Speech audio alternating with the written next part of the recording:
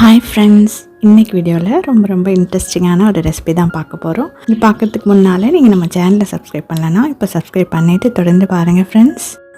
என்னோடய சேனலில் இந்த மாதிரி இன்ட்ரெஸ்டிங்கான ரெசிபிஸ் வீடியோஸ் மட்டும் இல்லாமல் இன்ட்ரெஸ்டிங்காக கார்டனிங் எப்படி பண்ணலாம், ரொம்பவுமே இன்ட்ரெஸ்டிங்கான ட்ராவல் விளாக்ஸ், ஹாப்பியான ஷாப்பிங் விளாக்ஸ், நிறைய பியூட்டி டிப்ஸ் அந்த மாதிரி எல்லாமே இருக்குது. நீங்கள் என்னுடைய ஒரு சேனலை சப்ஸ்கிரைப் பண்ணி வச்சுக்கிட்டீங்கனாலே உங்களுக்கு எல்லாமே இதில் கிடச்சிரும். ஸோ சேனலை சப்ஸ்கிரைப் பண்ணிவிட்டு ஃபாலோ பண்ணிக்கோங்க ஃப்ரெண்ட்ஸ், உங்கள் எல்லாருக்குமே முதல்ல ரொம்ப தேங்க்ஸ் சொல்லிக்கிறேன். ஏன்னா நம்ம சேனலில் 5000 சப்ஸ்கிரைபர்ஸ் வந்திருக்கீங்க. இது எனக்கு ரொம்பவே ஹாப்பியாக இருக்குது. அதனால் சப்ஸ்கிரைப் பண்ண அத்தனை பேருக்குமே ரொம்ப நன்றி. அண்ட் கமெண்ட் பண்ணவங்களுக்கு, லைக் பண்ணவங்களுக்கு, வீடியோ பார்த்தவங்களுக்கு எல்லாத்துக்குமே ரொம்ப நன்றி. இந்த 5000 சப்ஸ்கிரைபர்ஸை கொண்டாடுற விதமாக தான் நான் வீட்டிலே சூப்பரான கேக் பண்ணியிருக்கேன். அதுவும் எம்மியான பனானா கேக் பண்ணியிருக்கேன். இந்த செலிப்ரேஷனை நான் உங்களோட செலிப்ரேட் பண்ணுறதுல எனக்கு ரொம்பவுமே ஹாப்பியாக இருக்குது. ஏன்னா இதுக்கு எல்லாமே நீங்கள் தான் காரணம். இப்போ வாங்க இந்த வீடியோக்குள்ளே போய் இந்த பனானா கேக் எப்படி பண்ணுறதுன்னு பார்க்கலாம். இதுக்கு நான் 2 வாழைப்பழங்கள் எடுத்திருக்கேன். நான் சிவப்பு வாழைப்பழங்கள் தான் எடுத்திருக்கேன். அதை மிக்ஸி ஜாரில் சேர்த்துட்டு இந்த மாதிரி அரைச்சி எடுத்துக்கிறேன். வாழைப்பழம் அரைத்த அதே மிக்ஸி ஜாரில் தான் நான் 2 முட்டை சேர்த்துருக்கேன். அதில் 1/4 கப் சன்ஃப்ளவர் ஆயில் சேர்க்கிறேன். வாசனை இல்லாத எண்ணெய் தான் சேர்த்துக்கணும்.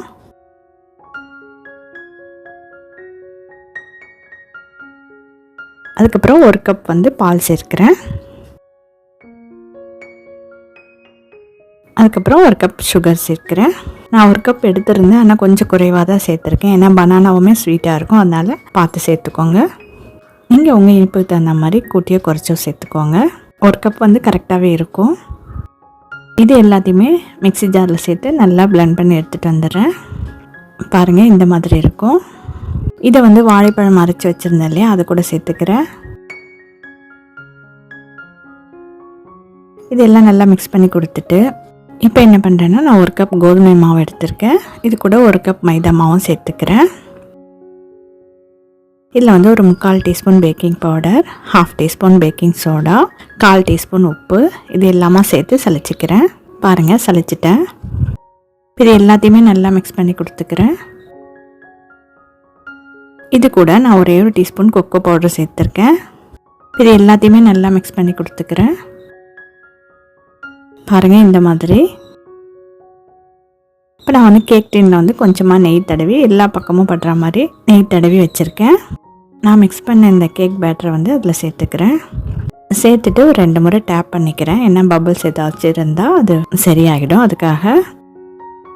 இப்போ இந்த பேட்டருக்கு மேலே நமக்கு விருப்பமான டாப்பிங்ஸை நம்ம போட்டுக்கலாம். நான் கொஞ்சம் நட்ஸ் சேர்த்துருக்கேன். இப்போ ஒரு பாத்திரம் வச்சுருக்கேன் ஸ்டவ்வில். அதில் கொஞ்சமாக உப்பு சேர்த்துருக்கேன். அது மேலே ஒரு ஸ்டாண்ட் வச்சுருக்கேன். இதை ஒரு 10 நிமிஷம் ப்ரீ ஹீட் பண்ணிக்கிறேன். 10 நிமிஷம் கழித்து நம்ம செஞ்சு வச்சுருந்த கேக் பேட்டரை அதுக்குள்ளே வச்சுக்கிறேன்.